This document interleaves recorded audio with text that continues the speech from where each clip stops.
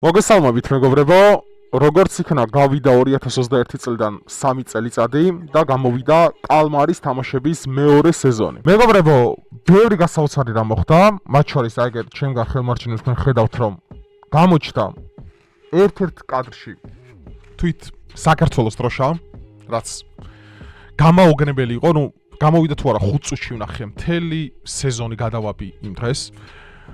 ძალიან ბევრი კვანძი იხსნა, მე არ დაგასპოილერებთ, მაგრამ უნდა ვისაუბრო ამ ფილმის ნარატივზე.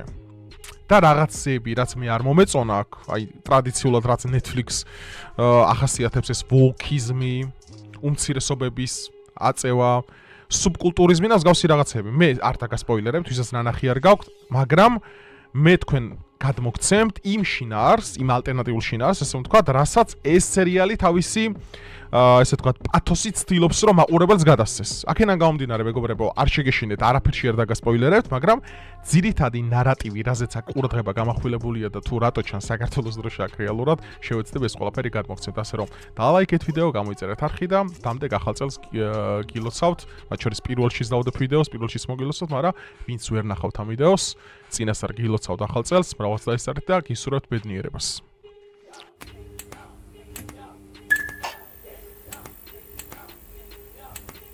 მოდი ახლა სანამ ამ ვიდეოზე გადავალ მეგობრებო, მანამდე გთხოვთ ერთ კითხვაზე გამცეთ პასუხი. ჩათვალეთ იმყოფებით კალმარის თამაშების პროექტში.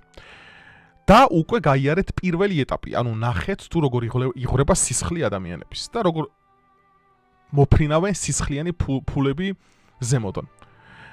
და მოგცათ თამაშის წამყვანმა იმის უფლება, რომ დემოკრატიულად გადაწყვიტოთ, ირჩევთ თუ არა პროექტში თამაშის გაგრძელებას. და ჩათვალეთ, ხართ ბოლო მონაწილე. არის 182-182-ის წინააღმდეგ. აი შენ, აი დამიწერე დაბლა კომენტარებში, გააგრძელებდი თუ არა ამ პროექტში მონაწილეობას. თან იმის ფონზე, რომ შეიძლება შემდგომი თამაშის მსხვერპლი თავად შენ თვითონ გახდე. აი გულწრფელად დამიწერე დაბლა კომენტარებში, ჰეშტეგი გაუკეთე, კი ან არა და ამიხსენი მიზეზი ან რატო დარჩებოდი, ან რატო არ დარჩებოდი. ახლა გადავიდეთ ვიდეოზე. ერთ-ერთი მომენტია ესეთი რა. მეოთხე სერია როგორც მე მახსოვს, აიცა.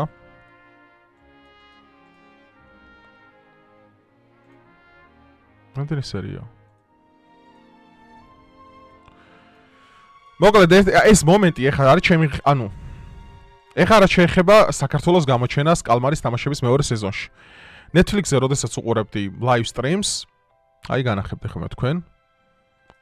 აი პირველი შეომჩნიე თუ არა, ნახეთ, ეს ჩემი ხელით ვიღებ ამ ყველაფერს.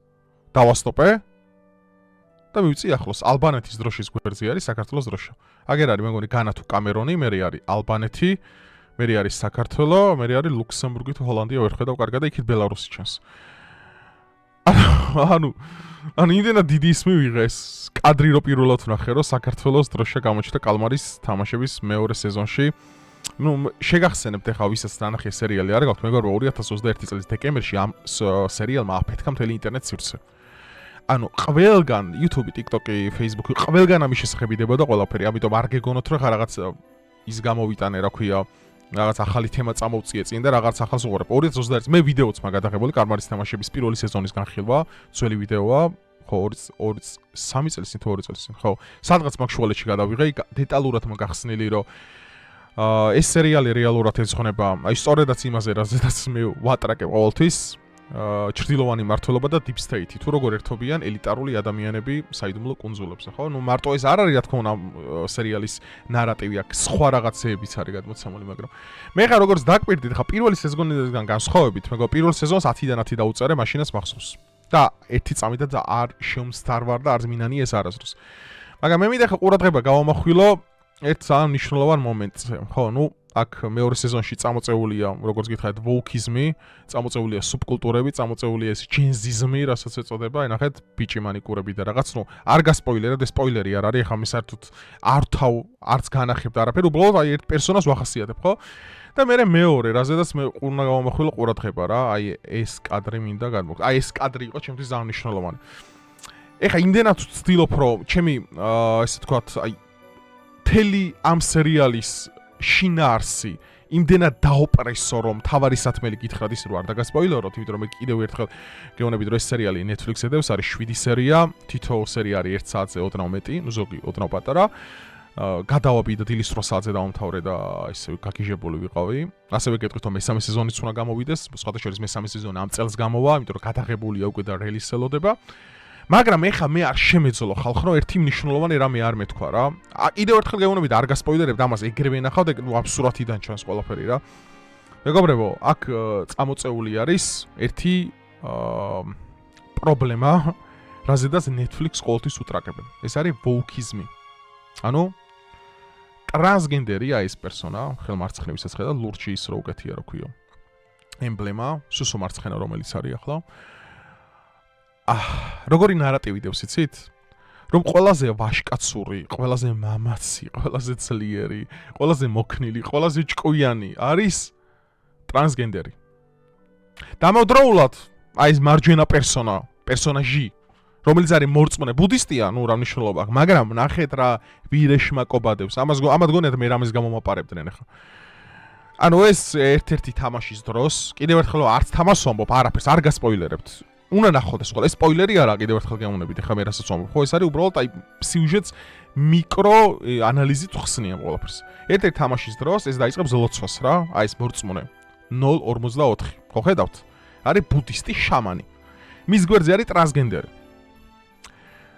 და ეს ამისი ლოცვა არ გაამართლებს, ანუ აქ ლოცვა და რწმენა გამოყვანილი ყავთ, რომელიც საუკუნეა რა, სიარ დროს ლოცვებია და რაღაც ეგრე ყავთ გამოყვანილი და ამ დროს ტრანსგენდერი რა, რაღაცა შეეშლება, ამას შემოალაწუნებს ამ მორწმუნეს, ამ შამანს და ეტყვის რომ ირწმუნე საკუთარი თავის. ღმერთების კი ნუგჯერაო, ირწმუნეო შენი თავისო რა და იმაზე რო ამენთო. მეთქი აი მაგ მომენტში, აი ზუსტად ეგ კადრს რომ მივიღებდი, აი მომენტში გადავწყვეტე რომ საერთოდ ვიდეო ჩამეწერე.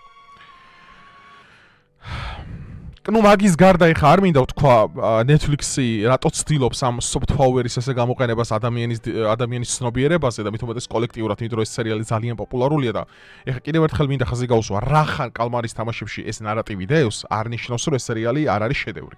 ჩემთვის კალმარის თამაშები არის ერთ-ერთი საუკეთესო სერიალი, რაც გადაუღიათ ოდესმე.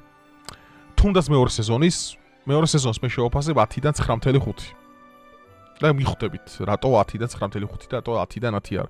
ნუ უნდა ნახოთ თავიდან ბოლომდე და გაიგებთ. ნუ შეიძლება თუ ჩვენი გემოვნება დაემთხვა რა თქმა უნდა. მე ბევრი რამის თქვა მინდა კიდე, ხა ეს ფართო დიაპაზონში გავშალო ეს ყველაფერი, მაგრამ მინდა რომ ყველაფერი თქვენ დაგიტოვოთ რა. იმიტომ რომ თქვენ ახლა მე ვიდეო რატომ ჩავწერე, მინდოდა 3 რამე თქვა. პირველი რომ საქართველოს დრო შეიყო გამოჩენილი, აი ეგერ. რაზედაც გაკვირვება ალბანეთის გვერდზე რა უნდოდა, არ ვიცი, კობახიძე და ალბანეთის პრემიერი შეხვდნენ ერთმანეთს და არ ვიცი რა კავშირში ესენი ერთმანეთთან. მეორე, რაც ყველაზე მნიშვნელოვანი იყო, ეს ჯინზიზმი არის გადმოცემული, მანიკურებიანი ბიჭები. ნუ ეხა აზიელი ნაშების სტერეოტიპები და ეს ისე ნარატივები სათქო ნაწეულია და პირველ სეზონშიც იყო და აქ არაფერი გაკვირვება არ გამოუწევია. და ტრანსგენდერიზმი, როგორც სივაშკაცისა და სიმამაცის სიმბოლო. Netflix-ის ნარატივებში. ეს იყო ჩემთვის გამოუგნებელი, იმიტომ რომ აშკარად არის ხელწერა ამის აი ამ სერიალში დატოვებული რა.